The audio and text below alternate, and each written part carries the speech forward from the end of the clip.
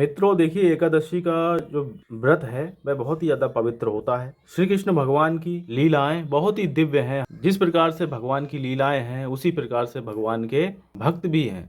कोई किसी प्रकार से भगवान को भजता है, कोई किसी प्रकार से, कोई व्रत करता है, कोई हवन, कोई कीर्तन। हर प्रकार से जो है भगवान को लोग प्रसन्न करते हैं, उनकी कृपा प्राप्ति के लिए उपाय करते रहते हैं, लीलाओं का आनंद लेते रहते हैं। तो हम तो अपनी बताएं, हम तो सिर्फ भगवान की लीलाओं का आनंद लेते रहते हैं, इसलिए ग्रंथों को भी पढ़ते रहते हैं। यहाँ पे देखिए, ज्येष्ठ मास की जो कृष्ण पक्ष की एकादशी है अपरा नाम से, इस ग्रंथ में जो छपा है, मैं इसको प्रमोट नहीं करता हूँ कि ऐसा ही होने वाला है, क्योंकि इसमें देखिए कई चीज़ें की हैं। ब्रह्म हत्या से छुटकारा मिल जाएगा इस व्रत करने से, गोत्र की हत्या है, गर्भस्थ बालक को मारने वाला, पर निंदक, पर स्त्री लंपट, ये जो है सब मुक्त हो जाएंगे अगर व्रत रख लेंगे ये वाला। तो ये जो है मैं तो सपोर्ट करता नहीं हूँ इस चीज़ के लिए। हम सिर्फ और सिर्फ प्रभु की लीलाओं का आनंद लेते रहते हैं। क्योंकि देखिए अभी अपरा एकादशी है, जो कि कल 23 मई 2025 के लिए ये है। तो इसका महात्मा हम पढ़ रहे थे, तो इसमें थोड़ी अटपटी बातें लगीं, तो हम इसीलिए जो है पहले ही बता देते हैं। बाकी महात्मा जो है ये देखिए गीता प्रेस की किताब है, यहाँ पे छप के आता है। ये जो कथा है वह मैं आपको बताता हूँ। एक बार प्रेम से बोलेंगे ओम नमो भगवते वासुदेवाय। देखिए मित्रों, ज्येष्ठ मास कृष्ण पक्ष की अपरा एकादशी का महात्मा जानने वाले हैं, तो सीधे ग्रंथ के माध्यम से इसका पाठ करेंगे। देखिए, युधिष्ठिर ने पूछा कि हे जनार्दन, ज्येष्ठ के कृष्ण पक्ष में किस नाम की एकादशी होती है? मैं उसका महात्मा सुनना चाहता हूँ, उसे बताने की कृपा कीजिए। भगवान श्री कृष्ण महाराज बोले कि राजन युधिष्ठिर, तुमने संपूर्ण लोकों के हित के लिए बहुत उत्तम बात पूछी है राजेंद्र। इस एकादशी का नाम है अपरा। ये बहुत पुण्य प्रदान करने वाली है और बड़े बड़े पातकों का नाश करने वाली है।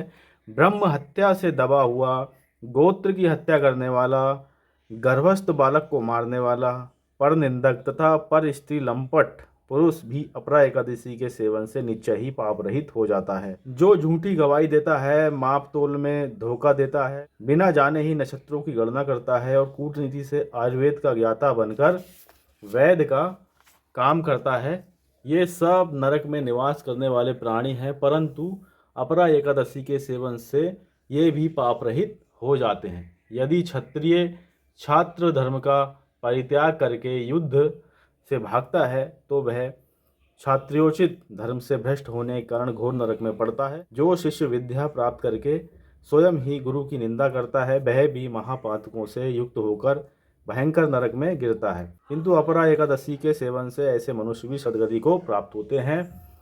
माघ में जब सूर्य मकर राशि पर स्थित हो, उस समय प्रयाग में स्नान करने वाले मनुष्यों को जो पुण्य होता है, काशी में शिवरात्रि का व्रत करने से जो पुण्य होता है, गया में पिंडदान करके पितरों को तृप्ति प्रदान करने वाला पुरुष जिस पुण्य का भागी होता है, वह बृहस्पति के सिंह राशि पर स्थित होने पर गोदावरी में स्नान करने वाला मानव जिस फल को प्राप्त होता है, बद्रिकाश्रम की यात्रा के समय भगवान केदार के दर्शन से तथा बद्री तीर्थ के सेवन से जो पुण्य फल उपलब्ध होता है, तथा सूर्य ग्रहण के समय कुरुक्षेत्र में दक्षिणा सहित यज्ञ करके हाथी घोड़ों और सुवर्ण दान करने से जिस फल की प्राप्ति होती है, अपरा एकादशी के सेवन से मनुष्य वैसे ही फल प्राप्त करता है।